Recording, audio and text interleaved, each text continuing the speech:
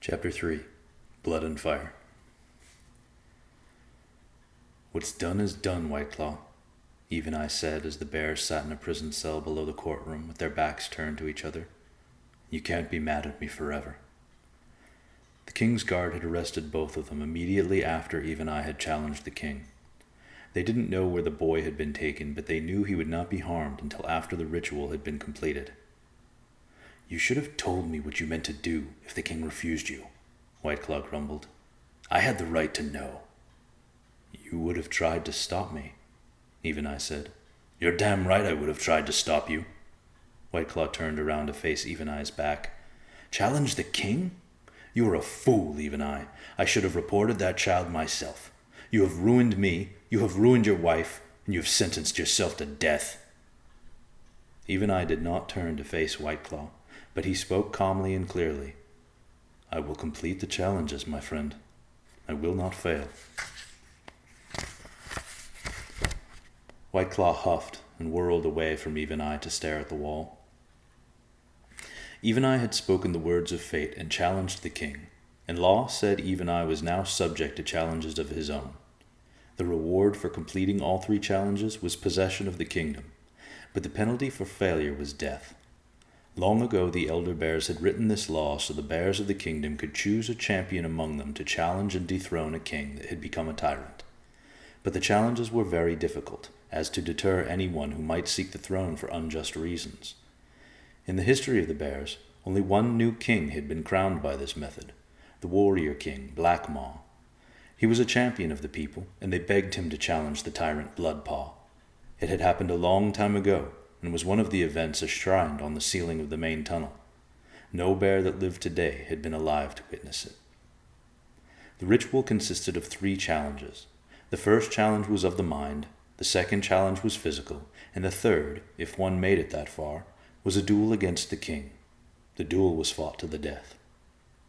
Eve and I and Whiteclaw sat in their cell for what seemed like ages. There was very little light, and they could hear nothing of what was going on in the castle around them. Eve and I worried about Goldenheart.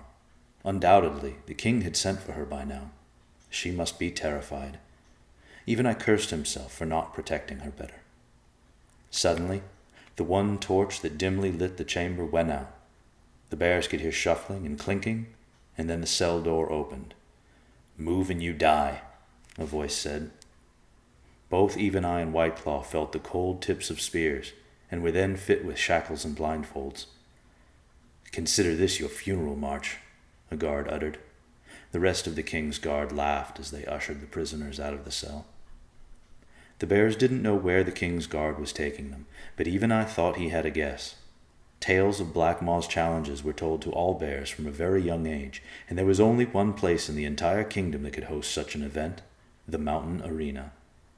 The king would want the entire kingdom to witness what he would expect to be the death of someone seeking the throne. Eve and I and Whiteclaw could see nothing as they continued on the downward sloping path leading to their fate. Eve and I reasoned they must be in a tunnel leading away from the castle. He could hear nothing except for the pounding of feet. After roughly 20 minutes, the lead guard called for a halt, and Eve and I heard a door open. The tip of a spear prodded him through the opening. His shackles were removed, and then he heard a door close behind him. He was alone. Eve and I removed his blindfold and found himself in a large room bisected by steel bars. Just another cell, he thought. But as he turned to look around the cell, Eve and I found himself staring out at King Irontooth. "Why have you done this to yourself?" Irontooth asked. "You gave me no choice," Eve and I said. "No good bear would have put that child back in hands that wished him harm. I did it to save the boy's life." "You lie," Irontooth sneered. "No bear can care that much for a human. I am no idiot. You have organized this whole charade as a reason to take the crown for yourself. You and your friend Whiteclaw seek power. That is all. Your motives are base, Eve and I. I shall enjoy watching your death." "What do you know of my motives?" Eve and I asked. "I have lived my life watching the kingdom of bears hide from the world. That isolation has poisoned our minds, and it has clouded your judgment. Our antisocial behavior has made us enemies that are more powerful than we give credit.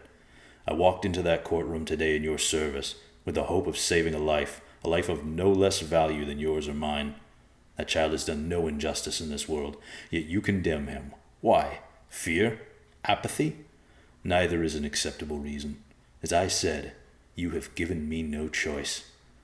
You insult your own kind, even I, Iron-Tooth said. I think you forget what it is that you are. What I am has no bearing on what is right, Even I said. It has everything to do with what is right, the king said. There is no escaping that. Your confused logic has damned you, Even I. Damned you, your friend, and your wife. What have you done with them? Even I gripped the bars of his cell in sudden panic. I've done nothing, and I will do nothing, Iron-Tooth said. Of course, White Claw will be removed from his position, but I will do nothing other than that. Your decisions will be punishment enough for them.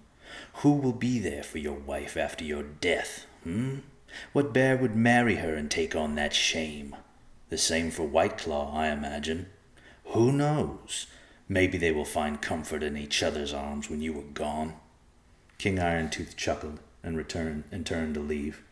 Oh, and as for the boy, his body shall burn upon the pyre of the Everflame for your disobedience. The king left the room as Even I seared with anger. I shall not fail, Even I thought. Nothing shall stop me. Nothing. After a short time in his cell, a guard came and escorted Even I to the gate of the mountain arena.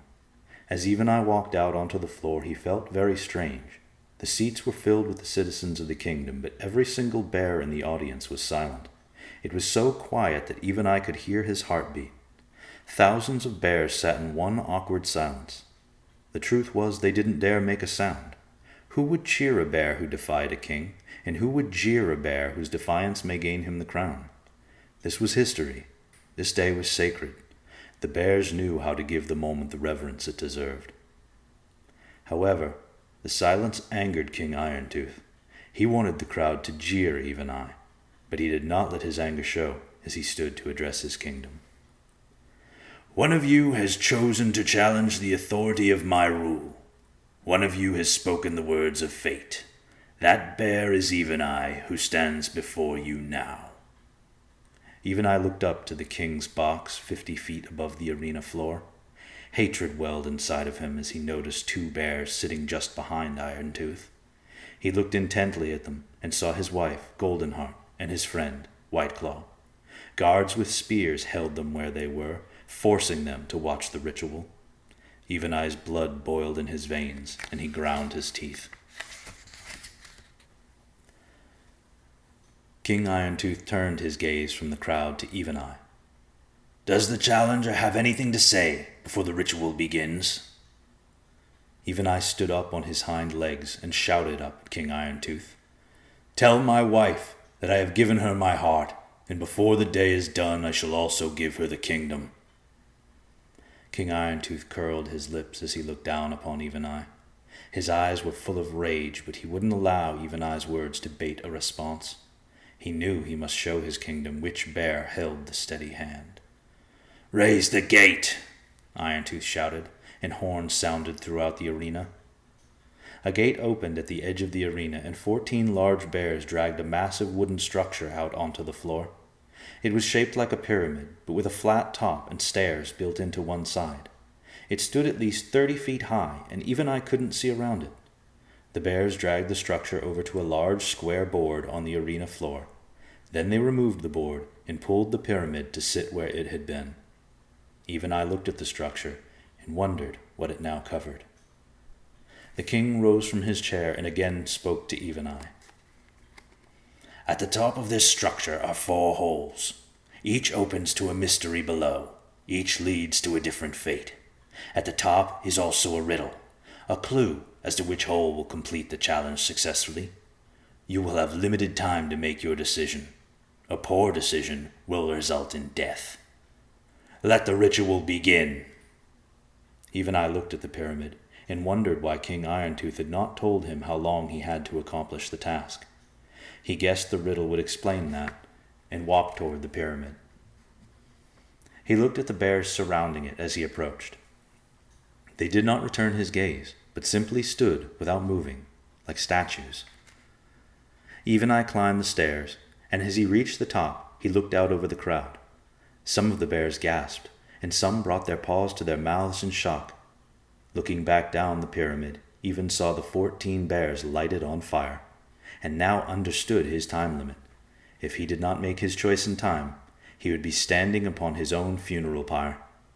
He quickly found a scroll and read the riddle. Choices 4 lie before he who would seek the crown. To the right, a line of sight may direct your decision down. Your other side, should you decide to hear the kingdom call, place your fate in what you say and allow yourself to fall. Even I looked to his right and saw 2 holes in the top of the pyramid and another 2 to his left. The holes were large enough for him to fit through, but not by much. He looked down into each one and saw only blackness. Soon he heard fire crackling on the sides of the pyramid. Calm down, even I thought. You can do this. He went back and reread the scroll. To the right, a line of sight may direct your decision down. Even I decided to start with the holes to his right. He walked between them and then looked to the crowd, letting the words echo in his head. Line of sight, direct your decision down. He was sure he should be looking for a visual clue. Then even I noticed the banners of the kingdom's professional John Ball teams hung along the wall of the arena. Maybe the clue is in the banners, he thought. Even I looked at the team banners as he walked around the holes. He wasn't sure where he should align his sight, but an idea popped into his head to stand where the scroll was and then look toward the banners. Even I walked to that spot and looked out over the first hole. The team banner of the Flames lined up perfectly. That has to be a bad sign, he thought. Then he looked out over the other hole and saw the banner of the Fighting Fish. Fish were a positive sign, but fighting was confusing, so even I decided to try the holes on the other side. The temperature on the pyramid was rising, and he could see and smell smoke. Even I quickly reread the second part of the scroll. Should you decide to hear the kingdom call, place your fate in what you say and allow yourself to fall. Once again, even I let the words play in his mind.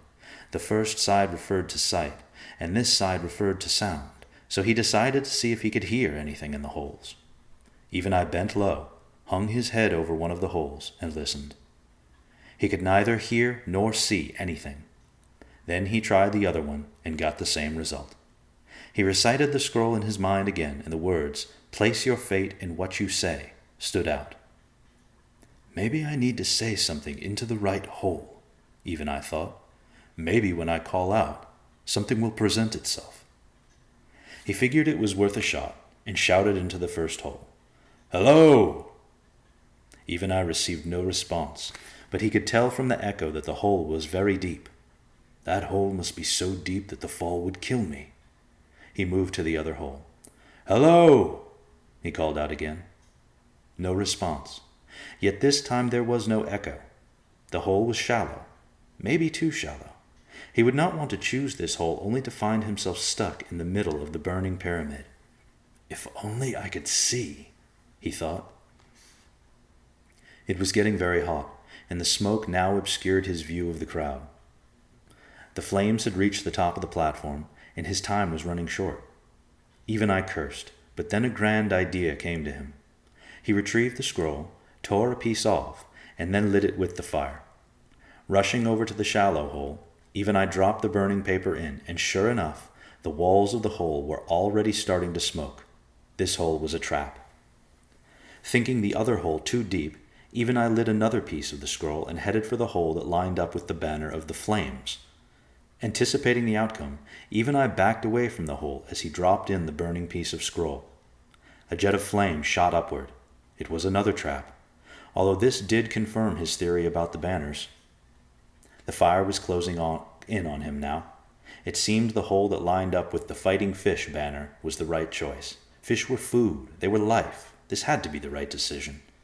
Even I lowered himself into the hole, but then heard a large splash come from below. There was water down there, but he didn't know what was in it. He decided to drop the rest of the burning scroll to the bottom. As it hit the water, the surface became a thrashing frenzy. There was something very unfriendly down there. Even I reconsidered his decision. All that was left to explore was the deep hole. He spun and looked at it from across the platform. Flames were everywhere, and the smoke burned his eyes. Just then, a great cracking sound ripped the air, and the pyramid jolted. The flames were consuming it. "I'm out of time," Even I thought. He quickly resigned himself to his fate and dashed for the deep hole. As he ran to it, the pyramid buckled beneath him. Without a second thought, he launched himself into the hole and disappeared into the blackness. The crowd could see nothing. The pyramid had become a great bonfire, and everyone expected the worst. King Irontooth smiled from his high seat and turned to Goldenheart.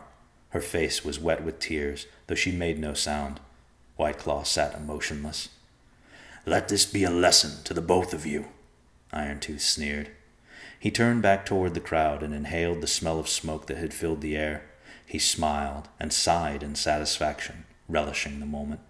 He wanted to watch the pyramid until it became a pile of ash. As Even I fell, he closed his eyes and braced for impact, but his body quickly came flush with the wall of the hole and changed the direction of his fall.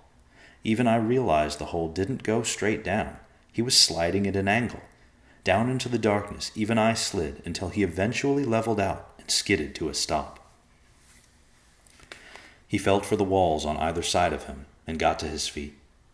Walking in the opposite direction he had come from, it was not long before Even I bumped into a staircase. He climbed it with pride as it became clear he had chosen the correct hole. After a minute, he found a flat surface above his head and pushed at it with his paw. It gave way, revealing itself as a trap door in the floor of the arena. Bears in the crowd pointed as they noticed Even I push himself up from the trap door in the arena floor some 60 yards from the burning pyramid. As more of the crowd noticed, they cheered, no longer able to conceal their natural inclination to support the underdog. Whiteclaw and Goldenheart cheered as well, but the guards raised their spears to the bears' throats, and they quickly fell silent. King Irontooth shook with rage, unable to speak. Even I ran across the arena floor until he was under the king's box and shouted at him. "Irontooth," he called, "tell my brother Whiteclaw that he shall help me rule this kingdom so that my heart never becomes as poisoned as yours." King Irontooth shot out of his seat and bellowed into the smoky air. "Begin the second challenge now!" One bear came from the arena gate carrying a John ball and motioned for Even I to follow. The arena floor had markings for playing John ball, and Even I was led to the far end of the field. "Your goal is the opposite end of the field," the bear said to Even I, and gave him the ball. "You must score only once. When you hear the horn sound, you may begin." Even I nodded, and the bear turned and left. Even I looked around and saw nothing in the arena other than the burning pile of wood that was once the pyramid. Yet he kept his senses sharp, as he knew any moment his obstacles would be presented to him, and they would most certainly be deadly. He waited with the ball, ready to run. The horn sounded, and a gate opened on the opposite side of the area. More gasps came from the crowd as 10 giant wolves barreled out of the gate, just as big as the ones Even I and Whiteclaw had battled the previous night. Even I's wounds ached, and his eyes narrowed. Despite his injuries, he had to fight better than he did last night, or it would cost him his life. Even I devised a quick plan. He dropped the John ball and ran toward the fire. The ball would be no use to him unless he could kill all 10 wolves. Once he reached the perimeter of the blaze, he turned toward the charging wolves, stood on his hind legs, and roared. The pack did not slow, and Even I realized he would have to fight fast. As the first 2 wolves reached him, they leapt into the air, going straight for his throat. Even I anticipated their jump and fell to the ground just as the wolves overshot their mark and landed in the flames. The next 2 wolves were immediately behind them, and Even I used their momentum against them as well, slashing at the first wolf with his claw while sidestepping the other. His blow met the wolf under the chin and stunned it. The second wolf he had avoided tried to stop, but couldn't until it had skidded past Even Eye.